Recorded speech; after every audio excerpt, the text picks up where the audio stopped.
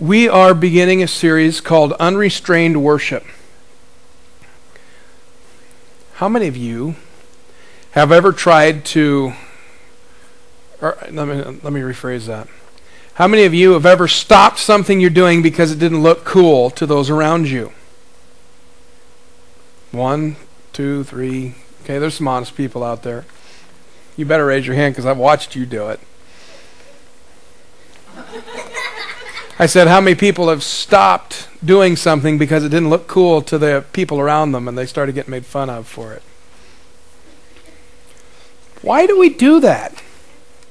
Why do we stop something that we're enjoying, something we're having fun with, because somebody else thinks it's uncool?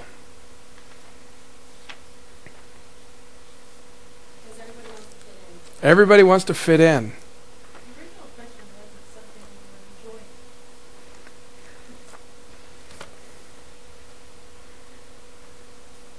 How many of you would be totally embarrassed if somebody watched you dance around the house when you're cleaning floors or listening to music really loud? And we've all done it, so don't even pretend that you haven't.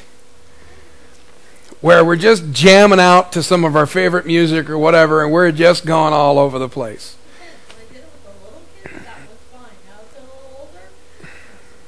Why not? It just brings back memories of a movie, and I can't remember the name of the movie, but the guy's in a button-up shirt and his underwear, sliding across the floor with a hairbrush, and he's rocking out to music. Remember that movie? Anybody seen it? Yeah, that was Tom Cruise. Well, Tom Cruise. Risky Business. That's the one I'm thinking of. Mom did it also when he was cleaning the house and did all that. Why is it that we can't be like that? Doing things that we enjoy, something that makes us happy around other people. Is fitting in really that important to us? Is it that required? Well, in a couple of weeks, we're going to talk a little bit about fitting into this world versus not fitting into this world. But today, I want to set up this unrestrained worship by defining what unrestrained really means. You guys know the dictionary definition for unrestrained? Not reticent or restrained. What do you know? Unrestrained means not being restrained. Not being held back. Not kept in check. Boy, how far would we go in life if we weren't kept in check? I'd probably be a quadriplegic by now if somebody hadn't kept me in check. Well, let's define worship.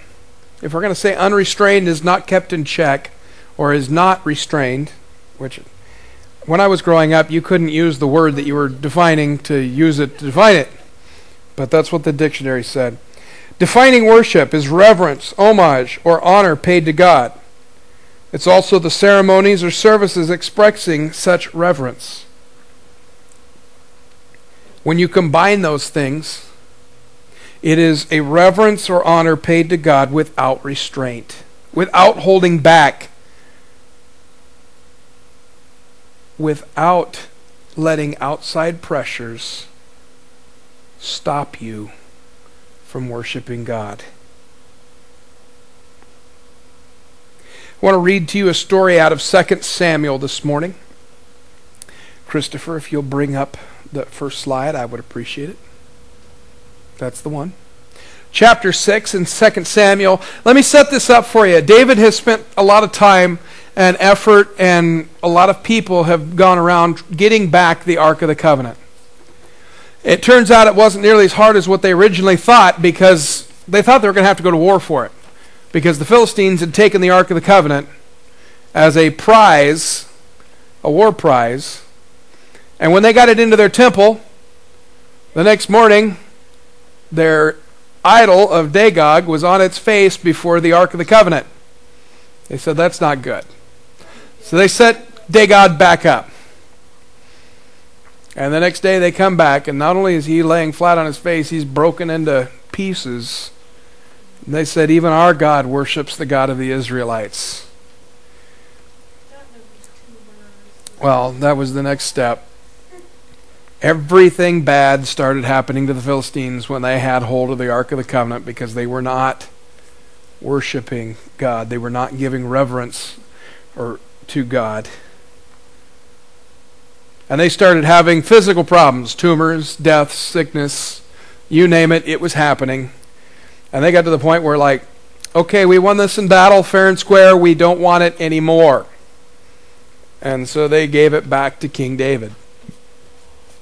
And King David goes and he leaves it in a place for a while. Oh, that's in here. We'll get there. So then David again gathered all the elite troops in Israel, 30,000 in all. These are the elite troops. These aren't just the normal troops. These are the Navy SEALs of the day. He led them to Baalah of Judah to bring back the ark of God, which bears the name of the Lord of heaven's armies, who is enthroned between the cherubim. They placed the ark of God on a new cart and brought it from Abinadab's house, which was on a hill. Uzzah and Ahio, Abinadab's sons, were guiding the cart as it left the house, carrying the ark of God.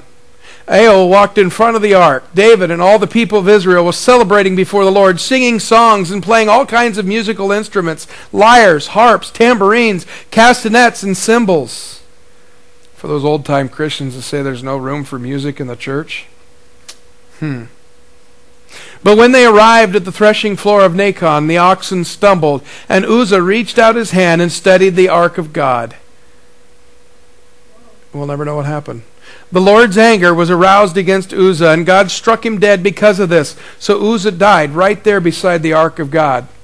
Did you know that in the reproductions they have taken the very exact instructions from the Bible and rebuilt the Ark of the Covenant? And that when people touched it, it gave them an electric shock? There's something about the way that it was built with the wings of the cherubim that stores electrical energy inside the Ark of the Covenant. Even to the point where they tested it on Mythbusters because they didn't believe that could happen, that somebody could touch the ark and die. Well, they built the ark, and when they touched it, they brought back their hand really fast because it gave them quite a shock. And then, of course, being the Mythbusters, they hooked it up to a battery and had one of the other guys touch it. Just not nice people. The shock is not enough to kill them. But God gave explicit instructions that no one was to put a hand on the Ark of the Covenant. And when they did touch the Ark, they would surely die.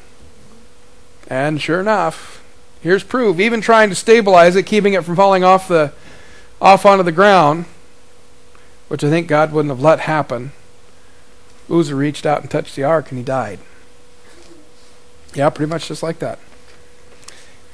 David was angry because the Lord's anger had burst out against Uzzah. The name was placed Perez Uzzah, which means to burst out against Uzzah, as it is still called today. David was now afraid of the Lord. Now, notice it doesn't say fear the Lord, that respect that means fearing, not afraid of. Does that make sense? It says he's actually afraid of the Lord now. And he asked, how can I ever bring the ark of the Lord back into my care? So David decided not to move the ark of the Lord into the city of David. Instead, he took it to the house of Obed-Edom of Gath. The ark of the Lord remained there in Obed-Edom's house for 3 months, and the Lord blessed Obed-Edom and his entire household. Then King David was told, the Lord has blessed Obed-Edom's... That's a fun name. I think we should have named one of our children that. Obed-Edom. I think we should have named Justin that instead of Justin. Obed-Edom's household and everything he has because of the ark of God. So David went there and brought the ark of God from the house to Obed-Edom to the city of David with a great celebration. After the men who were carrying the ark of the Lord had gone 6 steps, David sacrificed a bull and a fattened calf. David's getting excited. Can you tell? And David danced before the Lord with all of his might, wearing a priestly garment.